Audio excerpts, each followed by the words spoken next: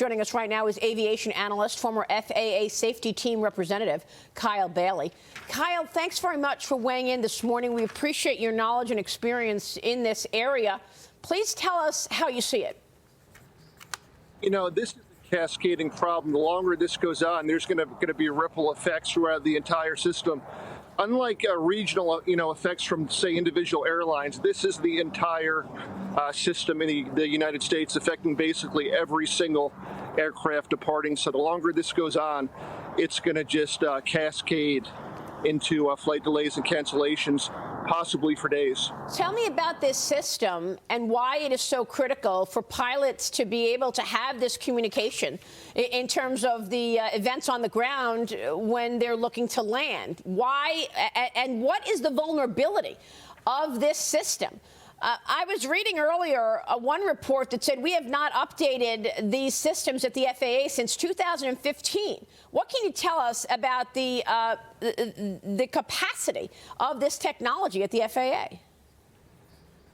It's government technology, so it's obviously behind the private sector. But this particular system is feeding data points from almost every single airport in the country, not just large airports, but small airports too.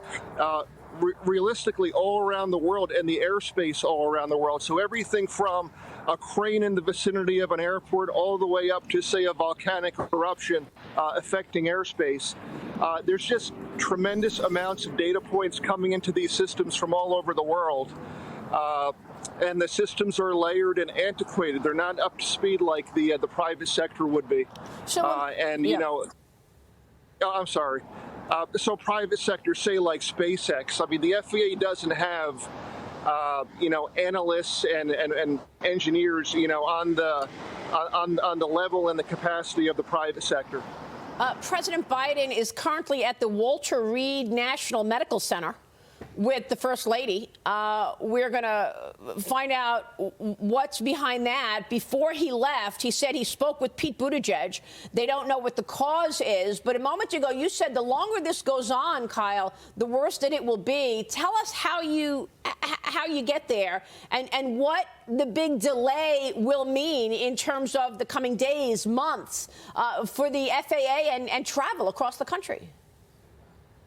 Well, the system will be up and running, I'm sure, within a few hours, tops. The problem is the cascade effect. So in other words, your flight, if you're flying from Newark to Los Angeles, that plane is going from point A to point B to point C to point D to point E. So if you stop that particular flight at any given point, the cascade effects are going to be down the line because that plane might be going to 5 or 6 cities today. And then it will cascade into the following day. So the longer it goes on, the bigger of a problem it is. And we could see those initial numbers it appears to be quadrupling like in just a couple hours. So that's just going to keep on cascading the longer it goes on. Mr. Bailey, Adam Johnson here. Appreciate your expertise. Let me ask you this, because you just commented that you think that this can get up and running within a few hours.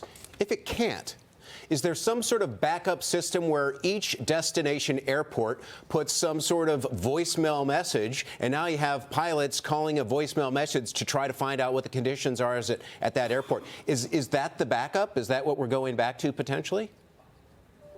That wouldn't be the backup because they're still putting themselves at risk because there's just so many data points coming in.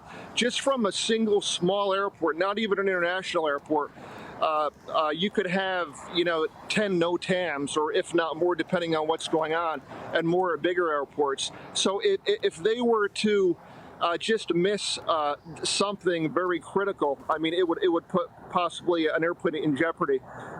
The one good thing, if there is a little glimmer of light here, it's not really affecting safety as far as the airplanes that are that are in the air landing, because they already have their NOTAMs prior to takeoff.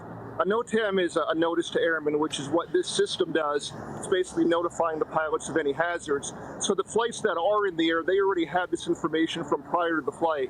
So it's pretty much affecting just the airplanes that are, that will be taking off. So there really is no threat to any airplanes that are actually in the air at the given moment. What kind of a cost are we talking about given this outage, Kyle? And, earlier, Karine Jean-Pierre said that we don't have evidence of a cyber attack at this point, but that the president wants that investigated. How vulnerable are the systems in terms of a cyber attack, potential sabotage here? I mean, the government does take security very strictly as far as its systems go.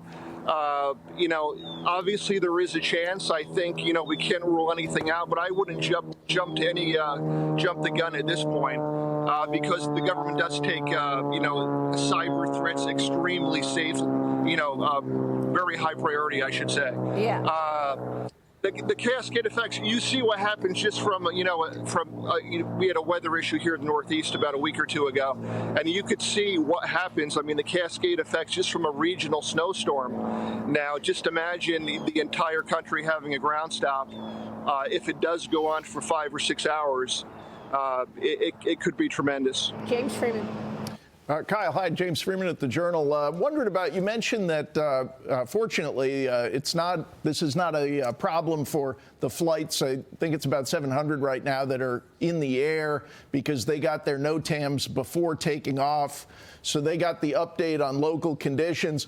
If there is additional information, the fact that there aren't many flights in the air right now, does that mean that the ground control at a given airport, if there was critical information, would be able to tell the pilot in a conversation before landing, just in case there was any issue?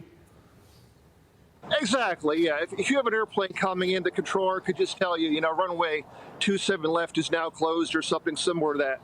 It would be communicated to the pilot. Anything that comes up that they can't update on in the NOTAM system. We should point out that I'm hearing from a source in private travel who tells me all flights, commercial as well as private, grounded. Only military flights allowed in the air at this point. Kyle, we're going to be watching this, and we so appreciate your time and hope to have you back soon. Thank you, sir. Thank you, Maria. Kyle Bailey joining us this morning.